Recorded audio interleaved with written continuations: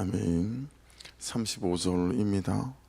아직 예수께서 말씀하실 때에 회당장의 집에서 사람들이 와서 회당장에게 이르되 당신의 딸이 죽었나이다. 어찌하여 선생을 더 괴롭게 하나이까?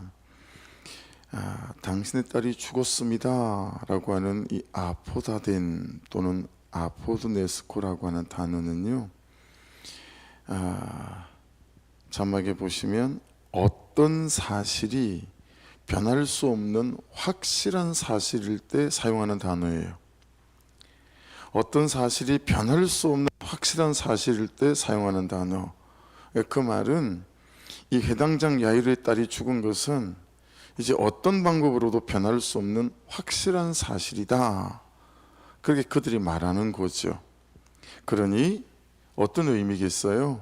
예수님이 가보셔야 아무 소용 없으니까 이제 더 이상 주님을 괴롭게 하지 마십시오 라고 회당장 야이로의 집에서 온 하인이나 사환들이나 가족들이 한 말이겠죠. 그러니까 여러분, 늦었다라는 말도 되고 절대로 방법이 없다라는 말도 되고 안 됩니다. 그렇죠? 그 사람은 틀렸습니다. 이 문제는 달리 길이 없습니다, 이런 말도 되고, 또는 너무 오래됐습니다 이게, 그러니 이것저것 해봤는데 방법 없습니다. 온갖 부정적인 말들은 다 포함될 수 있는 거죠. 그렇죠? 그래서 어떤 사실이 변할 수 없는 확실한 사실일 때 사용하는 단어를 쓴 거예요. 그러니 이런 말씀이 우리에게 묻는 바는 이런 거예요. 회당장 야이로의 딸이 죽은 것은 이제는 어떤 방법으로도 변할 수 없는 확실한 사실인 것처럼 너의 삶의 현실 중에나 또는 문제 중에 이제는 어떤 방법으로도 변할 수 없을 것 같은 확실한 사실인 것처럼 보이는 것은 어떤 게 있는가라고 하는 거죠. 그런 걸 지금 여기 예수 그리스도 앞에 좀 꺼내봐라 라고 하는 것 아니겠습니까? 그러니 여러분, 이 지금 말씀에 비춰보면 이 사람들이 하는 말을 보면 이런 적용 질문이 자연스러워요. 첫째는 지금 나의 현재와 현실에서 이제는 어떤 방법으로도 절대로 변할 수 없을 것 같은 확실한 사실은 어떤 게 있나? 또는 너는 회당장 야이로처럼 그 사실을 들고 예수님 앞에 나아가는 사람인가? 또는 나의 그 문제와 현실과 사실 앞에 예수님이 와 계신가? 라고 하는 거죠. 그런 초청이 우리에게 있는가라고 하는 것 아니겠습니까? 그죠? 그런 나아감이 있는가? 어찌하여 선생을 더 괴롭게 하나이까?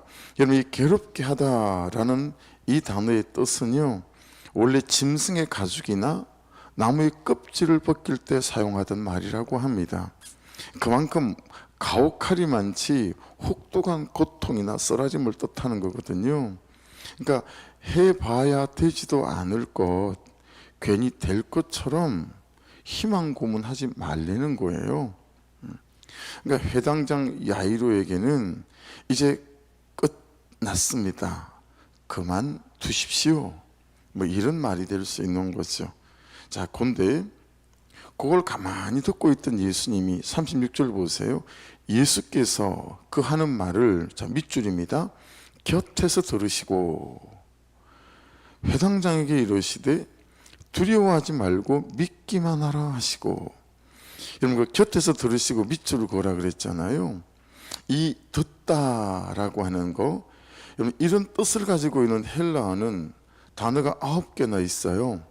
아쿠오, 경청하다, 주의하여 듣다, 들어서 깨닫다, 이런 단어도 있고요. 아쿠에 들음, 들리는 것, 이런 뜻도 있고요. 아크로아테스, 듣는 사람. 에이사쿠, 이것은 수동형으로 들리다 또는 복종하다.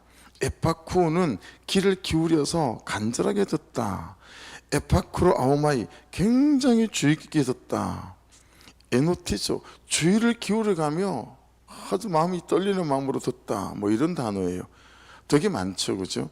근데 여러분, 대부분의 뜻이 어떤 의미예요? 잘 듣다, 잘 경청하다, 듣고 깨닫다, 이런 뜻을 갖고 있어요.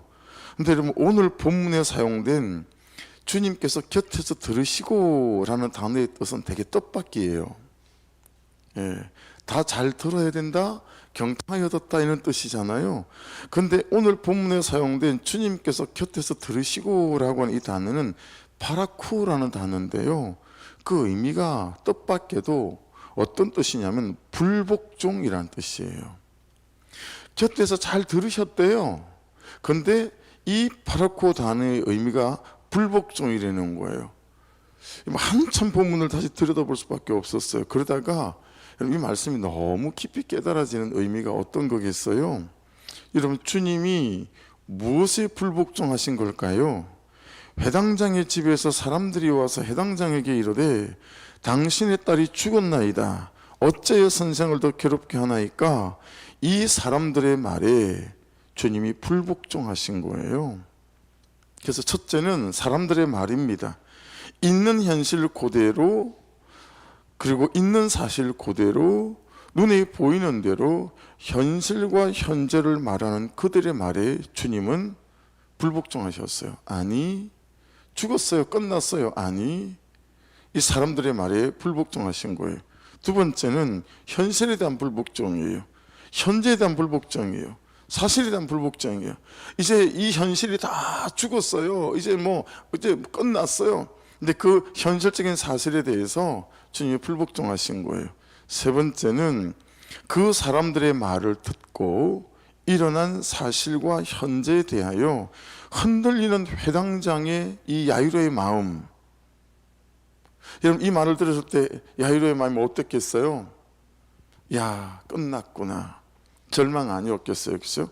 이런 마음의 폭이나 생각의 폭이나 의지의 폭이나 용기의 폭이나 이 단념하는 거, 여러분, 이 해당장 야이로의 마음에 대한 불복종인 거예요.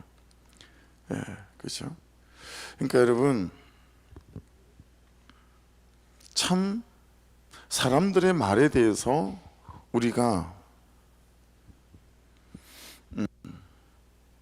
그 세상에 고함치는 소리에 대해서 우리가 불복종하는 이런 믿음이 있어야 되겠다. 여러분, 사람의 말에 대한 가장 좋은 불복종은 뭘까요? 안 듣는 걸까요? 그게 아니라 들을 말을 들었습니다. 구속산에서는 그 말인 것 같아요. 예, 저희 적용이기도 하고. 예, 사람들의 말에 대한 가장 큰 불복종은 같이 화를 내고 혈기를 부르는 게 아니라 맞습니다, 하나님 제가 들을 말을 들었습니다 하는 게 진짜 사람들에 대한 최선의 불복종이겠다. 네, 이런 또 들리는 하나님의 음성이 있는 것 같아요. 그러니까 우리 주님이 사람에 대한 말에 대하여, 그리고 그 현실에 대하여 그 말을 듣고 막 야유의 마음 안에 일어나는 이런저런 절망에 대해서 불복종하셨어요. 대신에 이렇게 말씀하세요. 두려워하지 말고 믿기만 해라. 여러분, 두려워하지 말고 믿기만 해라, 이런 것을 이제 문법으로는 이중명령이라고 그래요. 이중명령. 예. 하지 말 것은 뭐예요? 두려워하는 것이에요. 해야 할 것은 뭐죠? 믿기만 하는 거예요. 그렇죠? 여러분, 더 중요한 것은 두려워하지 말고 믿기만 해라, 이 단어가 갖고 있는 시제입니다. 이 주님의 말씀의 시제는 현재형이에요. 계속 두려워하지 말아라 라는 뜻이고요, 계속 믿기만 해라 라고 하는 뜻이에요. 이 모든 현재와 현실과 삶의 과정 중에서 야, 이건 이중명령이다 내가 하는, 너는 계속 두려워하지 말아야 하고 계속 믿기만 해야 된다 라고 하는 뜻이에요. 아니, 딸이 죽었다는데 될 말입니까? 가능한 말입니까? 이게 계속 두려워하지 않는 게, 계속 믿기만 하는 게 가능하겠냐고요. 그러니 여러분, 주님의 이 말씀은 내가 두렵지 않도록, 내가 믿을 수 있도록 계속해서 어때요? 나를 그러한 상태에 두어야 한다라는 뜻이 되어서요. 그렇지 않아요? 나를 계속 그러한 상태에 두어야 계속 두려워하지 않을 것이고 계속 믿을 수 있지 않겠어요, 그렇죠? 그러니 내게 일어난 사건과 사고가 너무 아프고 숨이 막히고 힘이 들고 고통스럽지만 그 사건과 사고를 당하는 나를 어떤 상태에 두는가, 이게 훨씬 더 중요하다라고 하는 것입니다. 그래서 여러분 적용 질문을 해보면 나는 나를 항상 어떠한 상태에 두고 있는가라는 거예요. 나는 나를 항상 어떤 상태에 두고 있는가. 어제 말씀 기억하십니까? 내 삶에 일어난 사건과 사고와 이것들의 크기와 깊이가 나의 간절함의 크기와 깊이가 되게 해서는 절대로 안 되겠다. 이게 무슨 의미였었어요? 사건이 안 오고 사고가 오기 전에는 간절할 수도 없고 간절해지지도 않는 그런 나로 살아가게 해서는 안 되겠다 라고 하는 뜻 아니었습니까? 그렇죠? 그리 살아서는 우리가 들고 있는 이 구속사의 복음이 우리로 복음을 증명하고 살아가게 하지 못한다라고 하는 거예요. 사소하고 조그만 일에도 우리는 난리법석이잖아요. 그렇죠? 그러니까 매일의 일상이라고 하는 나의 삶에서 나는 나를 어떤 상태에 두고 있는가, 이게 너무 중요하다라고 하는 거예요. 나의 매일의 일상의 상태는 사소한 나의 보는 것과 사소한 나의 관심과 사소한 나의 추구와 사소한 나의 태도와 사소한 나의 선택과 사소한 나의 시간 보내기와 사소한 나의 누구와 어디에서 무슨 말을 하는가의 총합이에요. 그렇죠? 그게 나의 매일의 나의 상태를 결정짓는 총합 아니겠어요? 그런 여러분, 두려워하지 않는 것도 믿기만 하는 것도 일에 닥쳐서 오는 게 아니고요.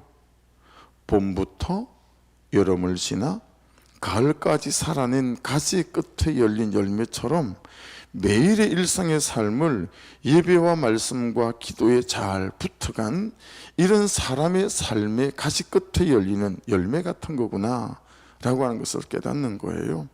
그러니까 여러분, 참 일상의 삶에서의 나의 상태를 어떤 상태에 둘 것인가가 너무 중요해 보인다. 적용 질문 해보면 지금 나의 매일의 일상은 이대로 시간을 쓰고 이대로 붙어가기만 해도 괜찮을 수 있을까라는 거예요. 예. 지금 나의 매일의 일상은 이대로 시간을 쓰고 이대로 붙어가기만 해도 괜찮을까? 이걸 돌아보며 우리가 적용점을 찾아봐야 되겠다라고 하는 거죠. 37절 보십시다. 베드로와 야고보와 요하고보 형제 요한 외에 아무도 따라옴을 허락하지 아니하시고. 여러분 한번 보세요. 왜 주님은 베드로, 야고보, 요한 세 사람에게는 따라오시는 것을 허용하시고 다른 제자들과 다른 사람들은 따라오지 못하게 하셨을까요? 왜 동행의 제한을 두셨을까요? 근데 여러분 마태복음 17장 1절인데 같이 한번 보시겠어요? 엿새 후에 예수께서 베드로와 야고보와 그 형제 요한을 데리시고 따로 높은 산에 올라가셨더니, 이게 어디죠? 변화산 사건이 일어났던 때예요. 변화산 사건이 일어날 때 이게 올라가실 때도 주님은 베드로, 야고보, 요한 세베대 아들들만 데리고 올라가셨어요. 이 세 사람. 근데 겟세마네 동산에서도 그랬어요. 마태복음 26절인데요. 이에 예수께서 26장 36절 이에 예수께서 제자들과 함께 겟세마네라는 곳에 이르러 제자들에게 이르시되 내가 저기 가서 기도할 동안에는 너희는 여기 앉아 있으라 하시고 베드로와 세베대의 두 아들을 데리고 가실세 고민하고 슬퍼하사. 다른 제자들은 저만치 두고요, 이 베드로, 야고보, 요한은 더 데리고 가셨어요. 그리고 가신 다음에 38절 이에 말씀하시되 내 마음이 매우 고민하여 죽게 되었으니 너희는 여기 머물러 나와 함께 껴있으라 하시고, 그냥 예수님이 무릎 꿇으시는 그 요만치에다가 세 제자는 앉혀 놓으셨다라고 하는 거예요. 왜 그랬을까? 예.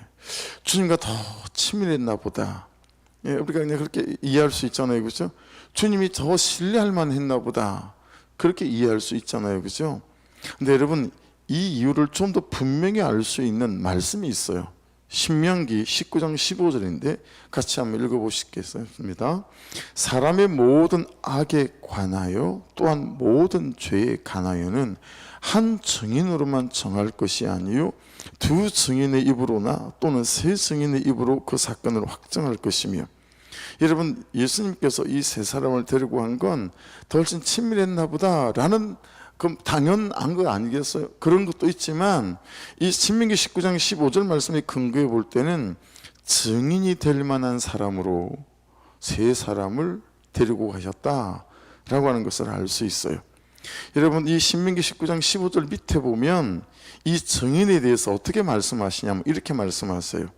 재판장은 자세히 사실하여 그 증인이 위증인이라 그 형제를 거짓으로 무함한 것이 판명되거든 그가 그의 형제에게 행하려고 꾀한 그대로 그에게 행하여 너희 중에서 악을 제하라. 만일에 여러분 어떤 사람이 이제 거짓을 고한 거예요. 사람을 죽여놓고 안 죽였다 그런 거죠.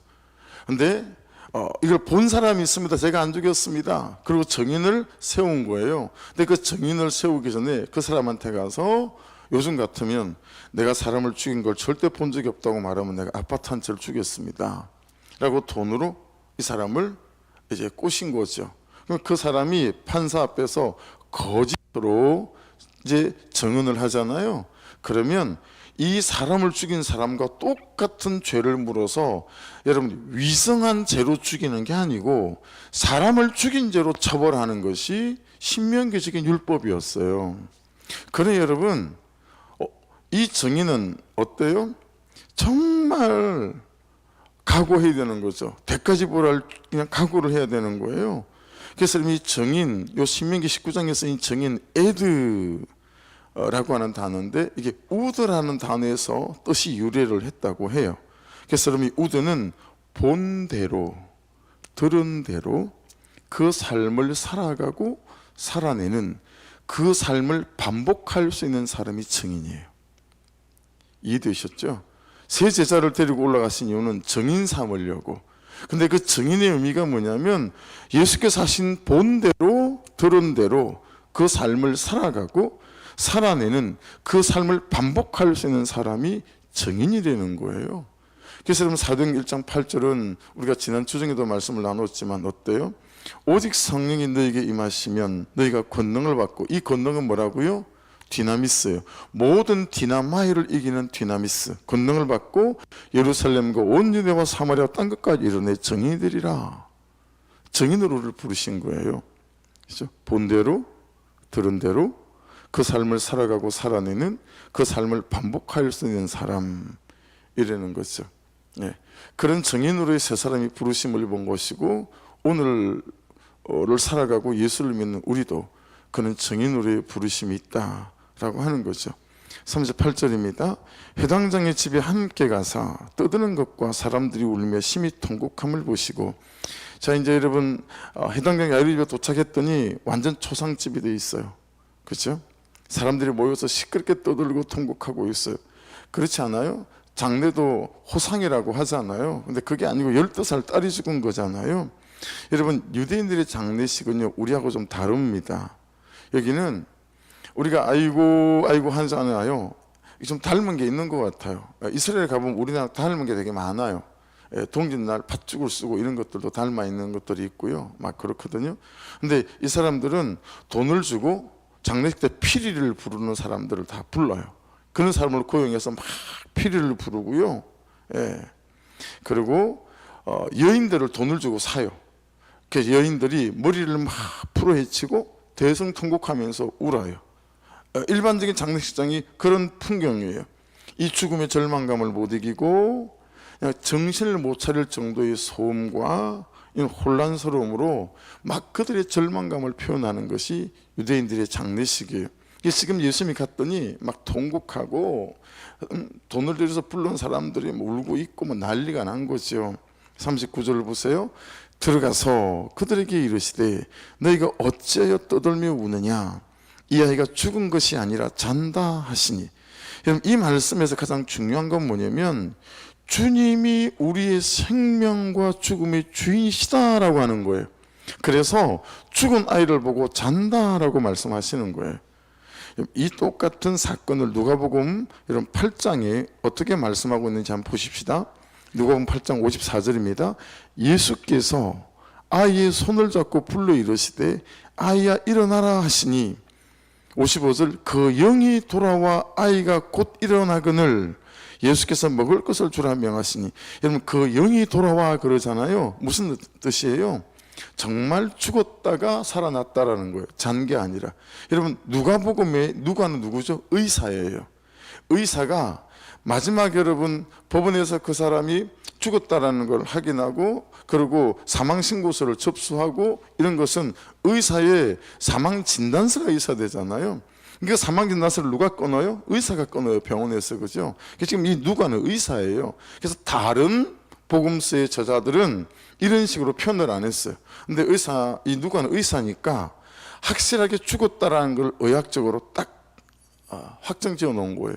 정말 12살 된 해당경 야로의 딸이 죽었는데 그 죽은 아이의 영이 돌아와서 다시 살았다라고 증언하고 있는 거예요. 이 말은 여러분, 이 말씀에서 가장 중요한 말뜻은 주님이 저의 생명과 죽음의 주인이고 여러분의 생명과 죽음의 주인이시다라고 하는 것입니다. 할렐루야. 이 아이의 생명과 죽음의 주인은 주님이시다라고 하는 것을 말씀하고 있습니다. 여러분, 우리가 사는 날 동안뿐만 아니라 우리의 생명과 죽음의 모든 주관자시가 우리 주님이신 줄로 믿습니다. 그분 안에 우리의 모든 주권이 있다라고 하는 거죠. 40절 보세요. 잔다 그랬더니 죽은 게 아니고 그들이 비웃더라. 예수께서 그들을 다 내보내신 후에 아이의 부모와 또 자기와 함께한 자들을 데리시고 아이 있는 곳에 들어가사 그 한번 넘겨보세요. 이 본문 해설이 되게 잘 돼 있어요. 두 번째 단락 보세요. 예수님이 아이가 죽은 것이 아니라 잔다고 하시자 해당 장의 집에 있던 사람들이 비웃습니다. 예수님은 그들의 비웃음을 잠잠케 하실 수 있음에도 그들 앞에서 기적을 행하지 않으십니다. 그 대신 그들을 내보내신 후에 아이의 부모와 세 제자만 데리고 아이 있는 곳에 들어가십니다. 오직 예수님의 관심은 한 생명을 살리는 것에 있습니다.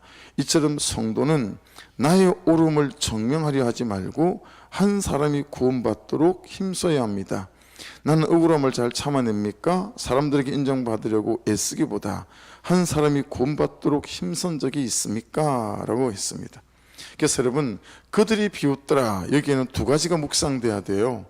첫째는 비웃는 그들 중에 혹시 나도 포함되어 있지 않는가라고 하는 것입니다. 그렇죠? 예.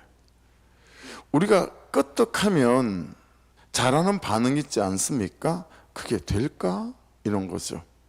그 사람이 변할까? 라고 하는 거죠. 상황이 이런데 여기서 하나님이 오신다고 뭐가 될까? 뭐 이런 거죠. 예.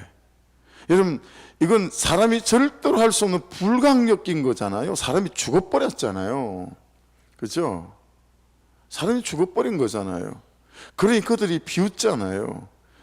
여러분, 우리는 죽지 않았음에도 불구하고 많은 삶의 사건 가운데 비웃지 않습니까? 될까? 끄떡하면 그런 부정적인 반응들을 우리가 하지 않습니까? 그런 부분에 대해서 나의 성품적인 감정적인 그런 반응들이 이들처럼 이렇게 예수님의 권세와 능력, 말씀의 능력을 비웃고 되겠나? 라고 하며 내가 하나님 되어져서 기준을 정하여 선악과를 따먹은 것처럼 될 사람 안 될 사람을 구별하고 될 사건과 안 될 사건을 구별해서 틀렸다라고 말하며 우리가 신앙생활하고 있지 않은지, 우리가 그렇게 옳고 그름으로 어떤 사람들과 사건들을 판단하고 분별하고 있지 않은지. 두 번째, 여러분, 그들이 비웃더라 해서 묵상해야 될 지점은 그런 사람들의 비웃음에 나는 어떻게 반응하는가라는 거예요. 집사님 그만두세요, 그게 되겠어요? 라고 하는 사람들의 비웃음에 대해서 여러분은 어떻게 반응하세요? 어떻게 반응하세요? 그러니까 저는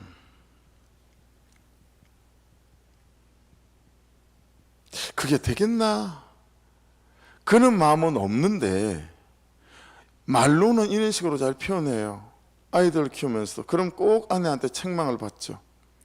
아니, 아빠가 돼가지고 뭐 그 말을 그렇게 하냐고. 예. 여러분은 사람들의 비웃음에 대해서 어떻게 반응하십니까? 비록 그들 앞에 아무 말은 하진 않지만 속으로는 맞아, 내 생각도 그래, 안 될 거야, 그리 반응하십니까? 말은 하지 않지만 속으로는 주님, 이 일도 주님께 있으니 주님을 믿습니다. 하나님, 이 사람도 주님께 있습니다. 생명과 죽음이 주께 있으니 이 사람도 주께 있음을 믿습니다. 하나님, 하나님께서 역사하여 주옵소서. 그렇게 반응하십니까? 이 두 가지는 잘 묵상돼야 돼요. 비웃는 그들 중에 나도 포함되어 있지 않은가? 심심하면 되겠나라고 부정적인 마음과 말과 감정을 쏟아놓지 않는가? 두 번째, 그 사람들의 비웃음에 나는 도대체 어떻게 반응하는가? 여러분, 중요한 것은요, 이 비웃들의 시제가 미완료 시제라는 거예요. 이 비웃음은 항상 있다는 거예요. 우리의 삶이 언제나 나에게 찾아든다 라고 하는 사실입니다. 그들이 비웃더라. 예수께서 그들을 다 내보내신 후에는 강제적으로 막 내보냈다는 뜻을 갖고 있습니다. 나가! 다 나가! 그러면서 막 내보냈다라는 거예요. 예, 막 밀쳤다라는 그런 뜻을 갖고 있는 거거든요. 예, 잔다고? 참, 죽은 사람을 잔다고? 그래, 어디 한번 보자. 죽었는지 자는 건지. 그리고 여러분, 이 사람들이 어떻게 되나 한번 보자 그러고 서 있는 사람들을 전부, 부정적인 은사와 말을 하는 사람들을 전부 방 바깥으로 내쫓아 버리는 거예요. 어떤 사람을 주께서 찾으시고 어떤 사람에게 주께서 기적을 보이시는지 알 수 있을 만한 대목이죠. 비웃고 불평하고 부정적으로 하시면 그 사람들은 절대로 주의 기적과 역사를 볼 일이 없다라고 하는 거죠. 그래 여러분, 참 인생사 이런저런 크고 작은 일 앞에 비웃고 되겠나, 부정적인 여러분 그런 마음으로 나가지 마시고요, 두려워하지 말고 믿기만 하는 저도 되고 여러분도 될 수 있기를 주의 이름으로 축복합니다. 그래야 기적의 현장에서 기적을 볼 수가 있어요. 그래야 죽은 자가 살아나는 현장에서 여러분 정말 죽은 자가 살아나는 일들을 볼 수 있다라고 하는 것입니다. 말씀을 경험하는 자와 말씀을 경험하지 못하는 자의 차이가 여기에 있어요. 말씀이 사실이 되는 사람과 여전히 말씀이 글자와 문자로 남아있는 사람들의 차이가 여기 있습니다. 저와 여러분은 말씀이 경험되어지는 삶으로 나아갈 수 있기를 주의 이름으로 축복합니다. 그러려면 오늘 말씀이 어때야 하는지를 우리에게 분명히 말씀하셨습니다. 41절입니다. 그 아이의 손을 잡고 이르시되 달리다고 마시니 번역하면 곧 내가 말하노니 소녀 일어나라 하심이라. 달리다 하는 소녀라는 뜻입니다. 달리다 하는 소녀고요, 이건 일어나라 라는 뜻이에요. 그러니까 소녀야 일어나라, 그렇게 주님이 말씀하신 겁니다. 자, 여러분, 달리다고 하면서 정말 중요한 포인트가 하나 있어요. 달리다고 하면서 가장 중요한 건 뭐냐면 이 단어가요, 유대인들이 그들의 일상에서 사용하는 지극히 보편적이고 특별할 것이 없는 그냥 삶의 용어였고 일상의 용어였다라고 하는 거예요. 대단한 듣도 보지도 못한 그런 용어를 주께서 사용하시며 이 소녀에게 일어나라 라고 말씀하신 게 아니라는 거예요. 아침에 오늘도 여러분들은 그죠? 시댁에 가기 위해서 또는 친정에 가기 위해서 아이들을 깨우실 거라고 봐요. 아이를 깨울 때 그만 일어나, 그 말이라는 거예요. 지금 달리다고 하면 매일 아침마다 집에서 엄마가 아이들에게 사용하는 일상의 용어, 그게 여러분 굼이라는 뜻입니다. 달리다 굼.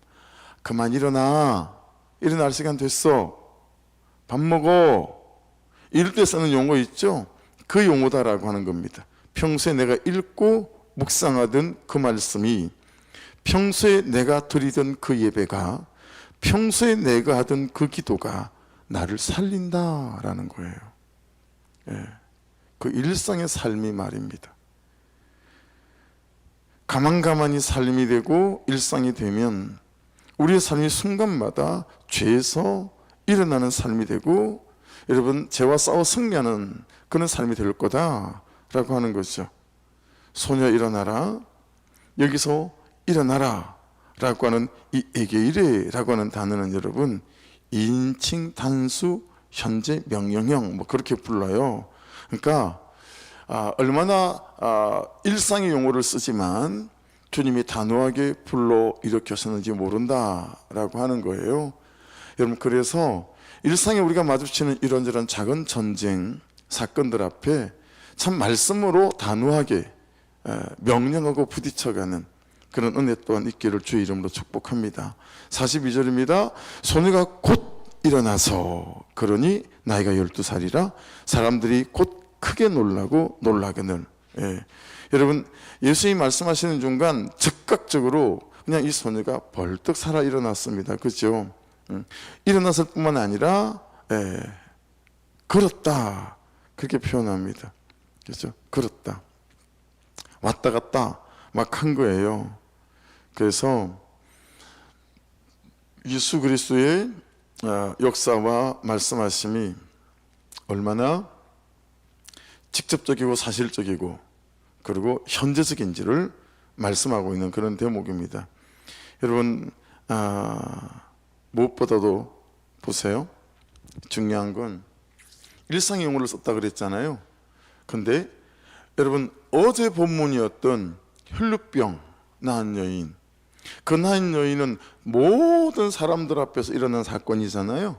근데 이 12살 아이가 살아 일어난 건 예수님, 아버지 야이로, 그리고 3명의 제자 5명만 봤어요.